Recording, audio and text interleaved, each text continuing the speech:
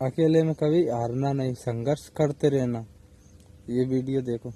Luna ने अपने बच्चे का डायपर फाड़ा और उसे बेशर्मी से समुद्र में फेंक दिया, ये सोचे बिना कि उसकी गंध से छोटी मछलियां आकर्षित होंगी। उसी पल उसे उम्मीद की एक किरण दिखी। उसने चाकू की मदद से एक मछली पकड़ने वाला उपकरण बनाया, लेकिन तमाम कोशिशों के बावजूद वो एक भी मछली नहीं पकड़ पाई। थकान और भूख ने उसे कमजोर बना दिया और वह कंटेनर पर गिर पड़ी। हार मानने ही वाली थी कि तभी उसके ऊपर से एक हवाई जहाज गुजरा। उसकी उम्मीद दोबारा जगी और वह तुरंत कंटेनर के अंदर लौटी। एक टूटा हुआ शीशा उठाया और कंटेनर के ऊपर चढ़कर सूरज की रोशनी को रिफ्लेक्ट करने की कोशिश की ताकि विमान का ध्यान खींच सके, मगर वो जहाज दूर चला गया। तभी उसकी नजर उलझे हुए ईयरफोन की तारों पर पड़ी और दिमाग में एक आइडिया आया। उसने उन्हीं तारों से मछली पकड़ने का एक जाल तैयार किया। अगली सुबह उसने जाल को समुद्र में डाला और उसमें बच्चे का डायपर रख दिया। तेज गंध की वजह से कई मछलियां तेजी से उस ओर भागी। मौका देखकर उसने जाल खींच लिया और कई दिनों बाद उसे भरपेट भोजन मिला। इससे उसका आत्मविश्वास लौटा और भूख का खतरा काफी हद तक टल गया। इसके बाद उसने रोज समुद्र के पानी का स्तर नोट करना शुरू किया और कंटेनर से पानी निकालती रही। जब तक पानी एक निश्चित सीमा से ज्यादा नहीं बढ़ा, तब तक वो सुरक्षित थी। अब जीवित रहने के साथ साथ उसका अगला मकसद बचाव पाना था। उसने कागज पर SOS लिखकर प्लास्टिक के डिब्बों में बंद किया और एक एक करके उन्हें समुद्र में बहा दिया। उम्मीद थी कि कोई न कोई उन्हें खोज निकालेगा। धीरे धीरे पानी का स्तर गिरने लगा और हालात में सुधार आने लगा। लेकिन एक रात अचानक तेज आवाज ने उसकी नींद तोड़ दी। बाहर निकलकर देखा तो वो आवाज एक तैरते कंटेनर से आ रही थी। तभी उसका मोबाइल चालू हो गया और उसमें जैक का कॉल आया। उसने जैसे तैसे फोन अनलॉक किया और अपने पति का आखिरी संदेश पढ़ा। पता चला कि जैक को सीमा पार करते हुए पकड़ लिया गया था और भागने की कोशिश में उसे गोली मार दी गई। मरने से पहले उसने लूना को अंतिम अलविदा कहा। ये खबर सुनकर लूना अंदर से टूट गई, मगर अपने नवजात बच्चे के लिए उसने हिम्मत नहीं हारी। 26वें दिन पानी इतना भर गया कि उनका सोने का स्थान पूरी तरह डूब गया। अब दबाव इतना बढ़ गया था कि कंटेनर से पानी निकालना मुमकिन नहीं था। उनके पास सिर्फ कंटेनर के ऊपर रहने का ही विकल्प बचा था, लेकिन वो भी ज्यादा दिन का हल नहीं था, क्योंकि धीरे धीरे पूरा कंटेनर डूबने ही वाला था।